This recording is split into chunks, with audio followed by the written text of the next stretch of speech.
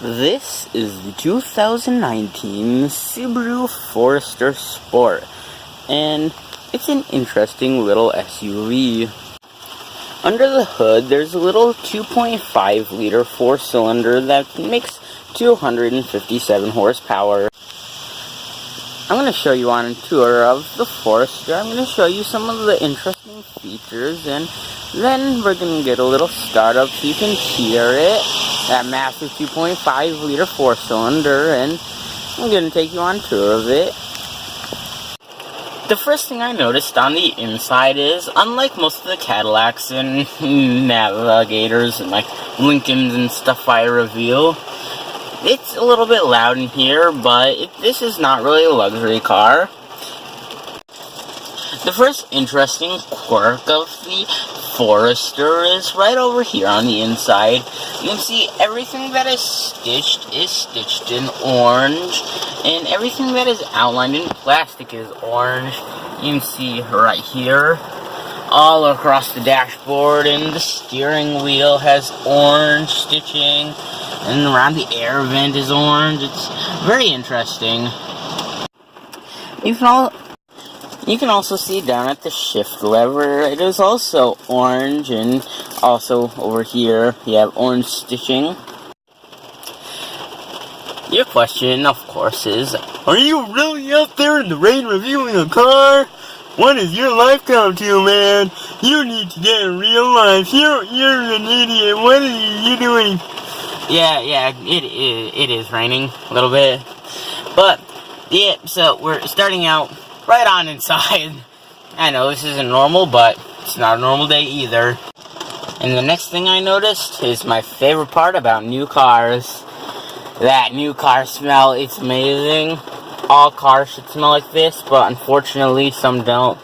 Very unfortunate, but ones that do, oh, I love those cars.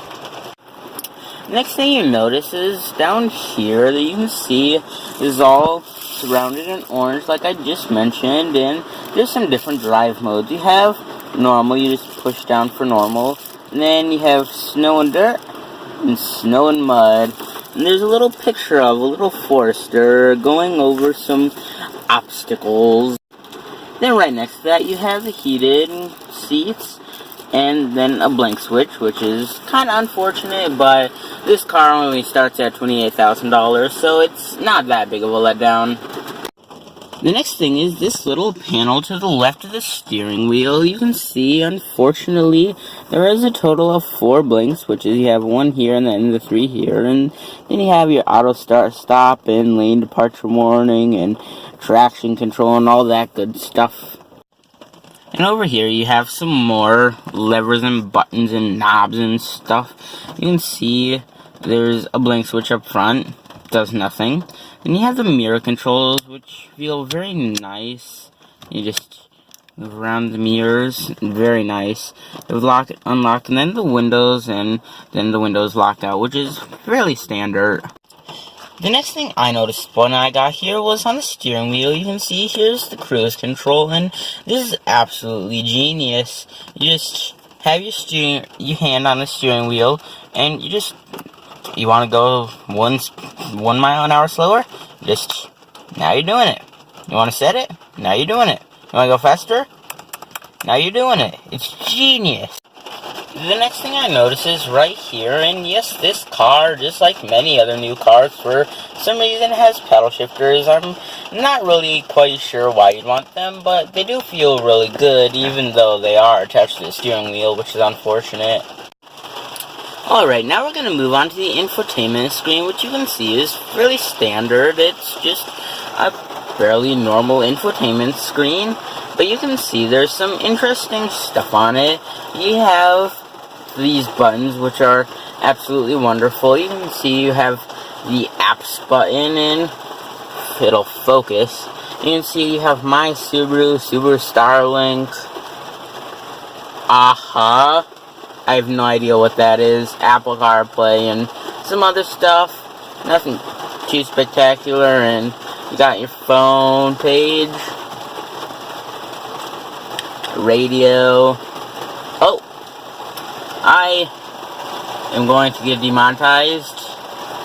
I just showed something. The next thing I'd like to notice is the backup camera, which is actually very good. You can see it turns when you turn the steering wheel, and the quality of the backup camera is just very, very good.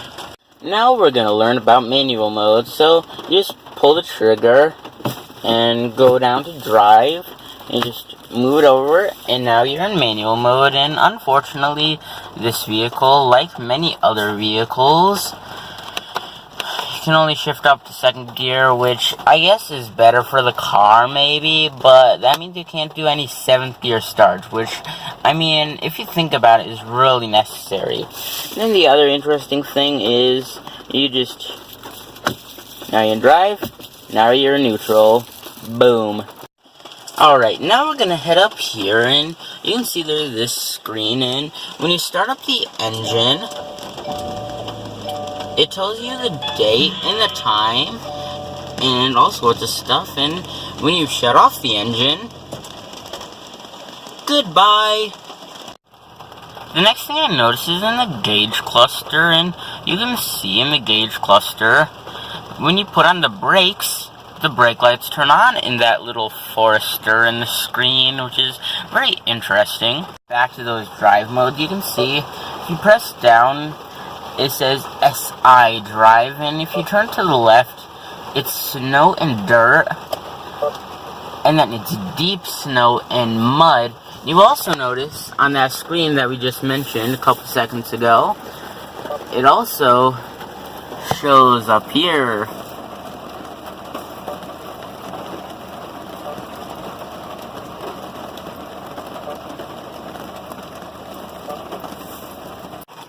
Next is this nice large sun or moon, whatever you want to call it, window, and a very large piece of glass. You have to reach very far back, and I'm not going to demonstrate opening it because of the weather, but it's very large and very nice. Next up is this little panel, and you can see right here it has the engine start-stop button. But then right here you have this for your standard key when that's what you had to use, and if you just twist it a little bit, it comes right off, and it's just like how it used to be, and it tells you how to turn on your car and stuff. It's really quite odd that they just put a little panel over it. Now, there's this little button right below the parking brake, and you can see it says AVH, and it says AVH right in the gauge cluster right there. I'm not really sure at all what it is for. Now we're going to go over the key. It's a fairly standard key. It has lock and unlock, and you can release the hood and stuff. My favorite part about it is the unlock button is just the Subaru logo. And then on the back, it just says some random stuff, and if you press this little silver button down, you can release the actual key, but there's not really a reason to do that unless your battery dies. Here you can see the headlights and the running lights. They look very good, and they're all LED. And now you can see the turn signals. And from the back. And now here's what the Subaru Forester Sport sounds like.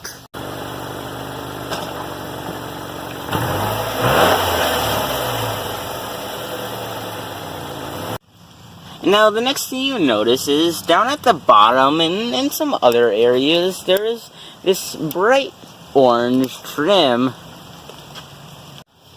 Thanks for watching this review of the Forester. I've borrowed this car from one of my friends, and make sure you please like, comment, subscribe, and I'll see you in the next review. Goodbye.